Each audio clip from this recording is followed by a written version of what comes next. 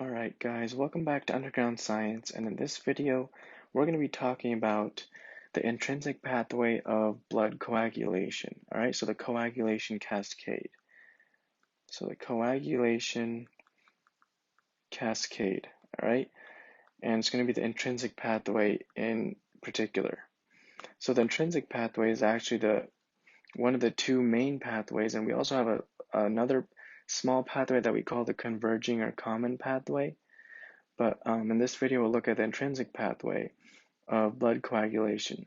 All right, so it's just a few steps of proteins that help activate each other, and it's just clotting factors, all right, that are produced by our amazing liver.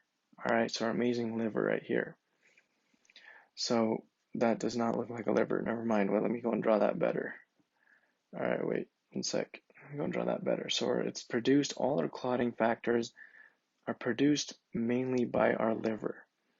All right, hopefully that looks more like a liver. Sorry about my artistic abilities. As you can see, it's not that good. All right. So let's go and start talking about the intrinsic pathway. So pretty much first, right?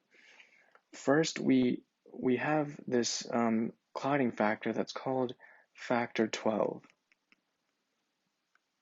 All right, and factor 12 is inactive, right? So factor 12 is in its inactive state. And the way it gets active is mainly by looking at a platelet plug.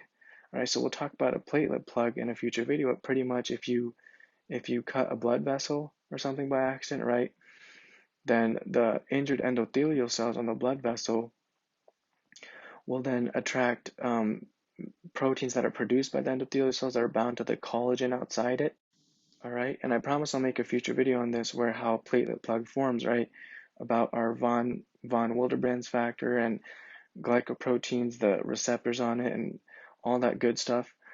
But for right now, just know that factor 12 gets activated by pretty much the platelet plug, and actually the platelets have negative charges around it. All right, so let's say, just for right now, let's just go and say we have a blood vessel right here, right? And we have its endothelial cells lined around, right, on the inside, right? So the endothelial cells make up the blood vessel lining, and we have endothelial cells here, and we have our collagen, right, our basement membrane, part of our tunica intima layer, right? So make sure you go check out the layers of blood vessels video, right, that I made. And so this is our collagen fibers, and if we injure this blood vessel, right, if we injure this blood vessel, so something we cut our blood, something sharp, right, we start bleeding, we have injury to our endothelial cells, and we don't want blood flowing, right, these are red blood cells, we don't want blood to start leaking out, so we have our coagulation cascade, right, that our body does for us so that we don't lose too much blood. And so first we're going to see that we have some proteins immediately produced by endothelial cells, right? And then we have a lot of platelets that get attracted to these. So platelets are pretty much cytoplasmic fragments of the megakaryocyte in our bone marrow, all right? And so the platelets will start coming and getting attracted to the area of injury, mainly because of the collagen that we see here lining our blood vessel, all right? And we'll see that the platelets start getting attracted and start building up because the platelets itself, right? The platelets themselves start releasing certain chemicals that attract more platelets to it. So we see a platelet plug starting to form, all right? So the platelets start to block off this whole area, right? They start to try to block off the area of injury. And the purpose of the coagulation cascade in general, all three pathways, is to make a really important protein molecule called fibrinogen to fibrin, all right? So we're trying to synthesize fibrin strands so that we can hold this platelet plug together, all right?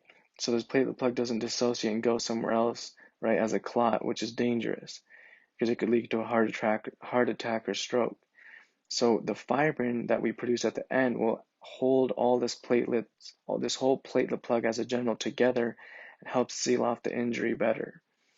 All right, so remember we said that these platelets will have negative charges around them. All right, they on the surface of the platelets they have negative charges. So this negative charges in the platelets in general will cause this factor 12 that's floating in the blood, right, or that's not floating, that's traveling in the blood plasma, to be converted into the active form of factor 12. All right, so we're gonna say that now, right, we have the active form of factor 12. So let's choose the same color. So now we have the active form of factor 12, and this is because, in general, let's just say that this is because of the platelets, all right, the platelet plug recognition and the negative charges. All right, so we'll just say the platelet plug, all right, and then in parentheses we'll say the negative charges. All right, that's around the platelet membrane, negative charges.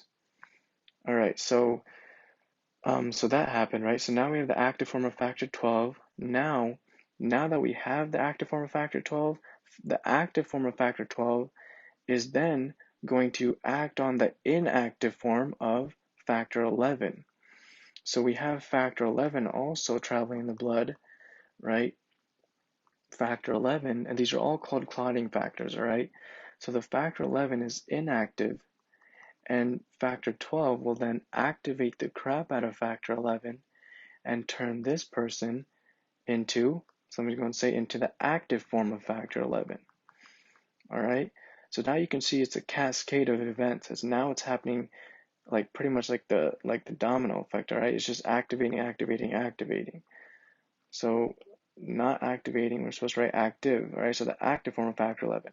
Now factor 11 will then go ahead and activate the crap out of the inactive form of factor 9. So it's going to turn inactive factor 9 to active factor 9. It's going to come over here and it's going to find factor 9, the inactive form of factor 9, right? So factor 9 is going to be traveling in the blood as the inactive form. Factor 11 will see factor 9 and be like, oh crap, there he is. Let's go and activate the crap out of factor 9, right? Because it sees it as inactive. Sorry about that. All right. So factor 11 is then going to activate factor 9. All right, so we're going to have now the active form of factor 9 in the blood. And so, okay, so let's go write this down. Now, factor 9 is actually going to be part of a complex of clotting factors, all right? So one other clotting factor is going to bind to factor 9, and that's going to be factor 8. All right, so factor 8 will be here in the vicinity, and factor 8 will be like, oh crap, I see my friend factor 9, let's go and bind on to him. All right, so factor 9 and 8 will be here as a complex, and factor 9 and 8 together will go ahead and activate factor 10. All right, so let's go and write that down. So we said factor 9 and 8 will act as a complex of clotting factors, and then we'll go and find the inactive form of factor 10, right? And factor 10 is desperately waiting for factor 9 and 8, right? It's just floating around all lonely. It's inactive, and now it's like, oh yes, let's go. I got factor 9 and 8 here to save me, right? So factor 10 then gets converted into, or the inactive form of factor 10, I should say, gets converted into the active form of factor 10. All right, and oops, sorry about that random line. All right, so now this is the end of the intrinsic pathway, all right? But what I should also mention is that factor 9 and 8 need someone else's help, all right, also. And that's going to be two things. So we're going to have calcium helping the conversion of the active form of factor 10. So calcium is also going to be involved in this reaction of activating factor 10 and a protein called platelet factor 3, all right? And a protein called platelet factor 3. All right, so platelet factor 3 is also going to be involved in helping this reaction of converting the inactive form of factor 10 to the active form of factor 10. And now the active form of factor 10 we'll see in the next video, right, or the video after that when we look at the converging or final or common pathway, you can call it, where then factor 10 and 5 will go and activate factor 2, and then eventually to the activation of factor 13 and factor 1 and all that cool stuff that we'll see in the final pathway. But most likely the next video is going to be on the extrinsic pathway, which is a little shorter. All right, so that's it. That's all I wanted to get through in this video. So just remember that we have now activated factor 10. All right, so just remember that, because we'll pick up from here in the video where we talk about the final pathway. All right, so that's it for this video. Really hope this video made sense to you guys. Hopefully I see you guys in my next video and in my future videos of the Coagulation Cascade playlist.